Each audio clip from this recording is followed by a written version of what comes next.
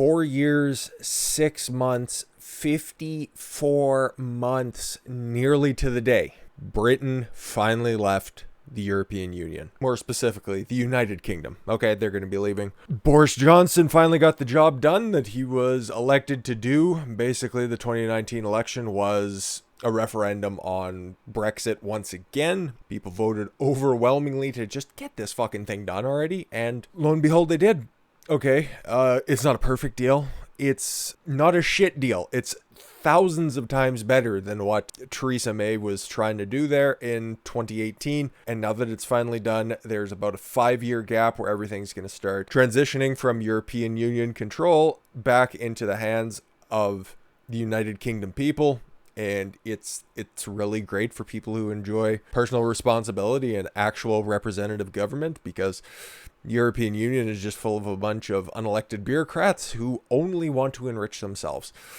Yeah, there's no real nice way to put the European Union, but there is a nice way to talk about Brexit, and we're going to break it down, sort of. Okay, this happens, obviously, halfway across the globe from where we're at, but because we're going to have an independent United Kingdom, it's advantageous for places like Canada, the US, Russia, and even China, everywhere to make independent deals, trade deals that is, with England and the United Kingdom, instead of having to deal with the conglomerate that is the European Union. This is a great time for everybody to forge the future together with the former colonial powerhouse of the entire world. So let's see what we got here. The United Kingdom and the European Union have finally struck a trade deal agreement on Thursday following years of negotiations to set terms for a post-Brexit future. The deal, which must be agreed upon in both the British Parliament and European Parliament, and the Labour Party has already said that they're going to go ahead and support this anyway. It's not like it really matters. The Conservative Party has an overwhelming majority. Boris Johnson was the one down there discussing all the details in Brussels with Ursula von der Leyen, the president of the European Commission. So it's overwhelmingly going to pass. I wouldn't worry too much about this. Came together after 11 months of bitter negotiations. Those are the ones that only Boris Johnson was taking care of, but they've been going on since, the referendum was June 23rd, 2016. I think I'm getting the date right on that one. I know it was 2016 in June. The agreement leaves critical parts of the relationship to be ironed out at a later date, despite it being thousands of pages in length. And it actually needs to be. It's not like a coronavirus stimulus bill that is unnecessarily long. Seems like a weird thing to reference, but no government would be stupid enough to do that now, would they? But there are so many little nuances when it comes to this, but at least they got the big things figured out. It was a long and winding road, but we have got a good deal to show for it, Ursula said, the president, of the European Commission. This moment marks an end to a long voyage and could be the beginning of the end for the European Union, now that it's actually official. Even back in 2016, there was talks of a bunch of other countries potentially pulling out, and due to a few different scenarios, like the French election that came and went, I think that was 2017 or whatever, but I think Spain has flirted with the idea of leaving the Union. I know Poland has, Denmark, and there's a bunch of moving pieces when it comes to the European Union. Not a lot of people are happy in it. A lot of people are going to be looking to leave, and especially if the UK proves to be successful outside the European Union, this really could be the end of it. If approved, the agreement will take effect on January 1st, 4.5 years after the nationwide vote from Britain to leave the European Union. Yes, British Prime Minister Boris Johnson, the man with the great hair that you see in the top picture, who vowed to get Brexit done. He's not Australian. Spoke shortly after the announcement, stating, "We're taking back control of our laws and our destiny." Exactly. They aren't going to be bound by any European laws, which is terrific. For the first time since 73, we will be an independent coastal nation with full control of our own waters. Not necessarily true. It's very, very close, though. That was the thing about the 5-year plan. It got into the even specifics of the types of fish, and that was one of the major causes. The UK wants to fish in the waters that it's surrounded by. That makes sense. They didn't want to have European nations come in, fish in those waters, and then sell them to the English. That would make zero fucking sense. And that was one of the proposals that was originally out there, but they kind of figured it out, and we'll hopefully get to that. Prime Minister has had to make significant concessions on rules that cover state aid to businesses and European rights to continue fishing in the contested waters. The last and most sensitive issue resolved around fishing rights is both sides agreeing to a 25% reduction in quotas for the European nations to be phased out over 5.5 years. So they're going to start at 25% they're allowed to fish, and then eventually that's just going to keep dropping off by 5% each year. Fair enough. Like I said, not ideal, but at the same time, that is so much better than just not leaving the European Union without a trade deal in hand. The agreement does not cover services such as London's finance sector, accounting to approximately 80% of the British economy. For the European Union, defending the integrity of a single market was paramount. Britain's go-it-alone instincts meant that Brussels risked giving preferential access to the market to a competitor who applied less stringent standards to export. While much of the talks revolved around arcane issues of state aid and dispute resolution mechanisms, they were nearly sunk by the end of the political fraught. Economically marginal issues of fishing rights. In Britain, just 12,000 people fish from 6,000 vessels. Just because there aren't that many doesn't mean that it isn't a significant part of the economy.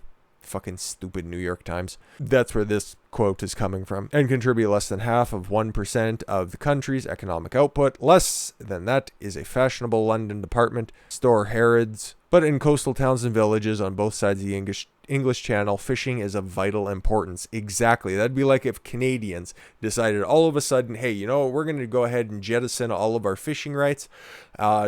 Newfoundland and the coasts off of British Columbia, y'all can go fuck yourselves. We're selling them off to the Russians out west, and then we're just going to go ahead and sell them off to fucking Greenland out east. While it wouldn't affect anybody here in fucking Alberta, Saskatchewan, Manitoba, Ontario, even to a lesser extent, because they can go ahead and fish in the Bay of Fundy until Justin Trudeau thinks that, I don't know, that's somehow affecting the Inuit population. But while it wouldn't affect us, and it would only be a significant part, or a less than significant fraction of a percent, for Newfoundland and for the Victoria Islands, that is significant, okay? And that's what they were hung up for at the longest time. So it's one of those things where you have to look after every single one of your constituents, and you can't take anybody for granted. So you love to see these little things be properly analyzed and assessed. But before we go, we're just going to hit the key points here. How about, we got the BBC article up, so you think that they'd probably have the best knowledge on this, but we'll see. Once again, it's the BBC, take it with a grain of salt. Trade. There will be no extra charges on goods and tariffs or limits in the amount that can be traded between the UK and the EU from January 1st onward. However, there will be extra checks at the borders, such as safety checks and customs declarations, so businesses that rely on transporting goods to and from the EU will need to be ready. Fair enough, okay? You're going to be moving from a time where you had open trade and open travel, and now you're going to be setting up borders. So that totally makes sense, and that's a given. For services including finance, which is very important to the UK economy, the situation is slightly unclear. Yeah, it's a 1,200-page document, which, yeah, isn't a patch on some recent legalese, but has access. But the UK said the arrangement locks in market access across substantially all sectors. So we have to kind of see what that means. There will no longer be automatic recognition of professional qualifications such as doctors, nurses, and architects. So they're going to have to apply to make sure that their credentials meet NHS standards, or whatever the equivalent certifying body is. That makes sense. Like, okay, my personal training degree, it transfers over to the US. I forget what the governing body is there, and I would, once again, if I was ever to move to the UK for whatever reason, I would have to check to see if that works as well. And anybody who moves over, like, okay, you always hear that story of I work in USSR as a rocket scientist, now I sell hot dogs from cart. It's very rarely like that. Travel. UK nationals will need a visa to stay longer than 90 days in the European Union. Yeah, that's the entire point. And likewise, it should exactly be the same way around. EU pet passports will no longer be valid. Oh my God, you're going to have to make sure that your dogs are properly accounted for. British travelers will still be able to access emergency health care in the European Union. Good. European health insurance cards will remain valid until they expire. Obviously, yeah, traditional grandfather clauses. According to the UK government, they will have to be replaced by UK Global Health Insurance Card. Yeah, whatever. The UK and the EU will cooperate on fair and transparent rates for international mobile roaming, but there is nothing stopping British travelers from being charged from using their phone in the EU and vice versa.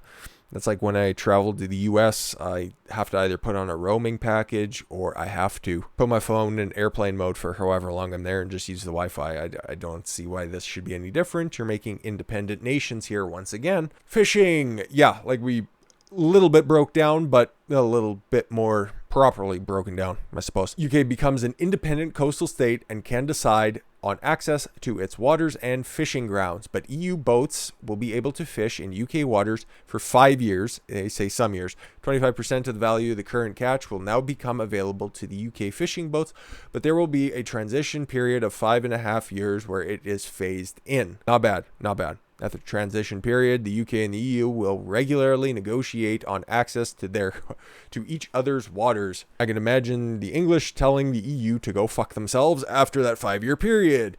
European Court of Justice. Ha ha ha. This is the best one. The UK will no longer be bound by judgments made by the European Court of Justice. Yay.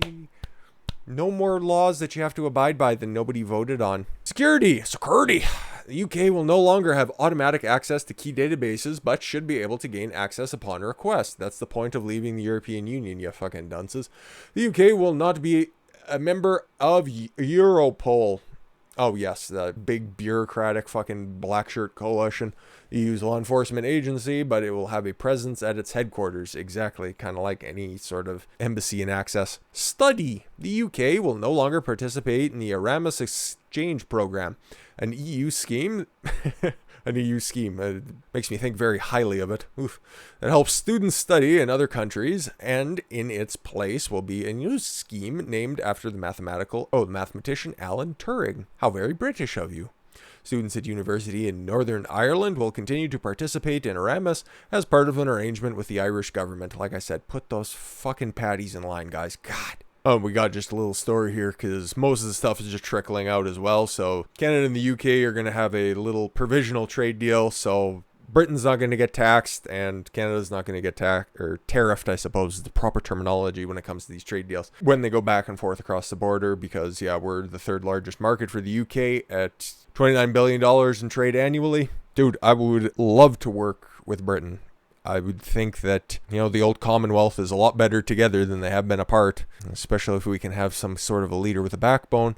As much as I've criticized Boris Johnson with his handling of the pandemic, with pissing away all of his support from his overwhelming majority, he's still not a patch on how shit Justin Trudeau is. And if he would just let Priti Patel have a little bit more of his ear, the fucking conservative government would be a lot better off. But as we sit right now, they haven't voted on anything yet, and they're going to be sitting down, I do believe this month, obviously, there's not much time left. It's going to take effect on January 1st. They're going to be bringing it before the House of Commons and voting on it, sending it up to the House of Lords, and then the EU will just have to sit on it until 2021, because that's the next time that they're going to vote on it. But that's what we know about Brexit. Fucking A. I couldn't be more happy for the British people. Now, if you could just deal with the Scots and the Irish, it'd be fucking terrific, okay? Anyways, guys, I thank you all very much for the gift of your time. I've been Don Consuelo. I want you to follow your gut and get after it. Take care, everyone.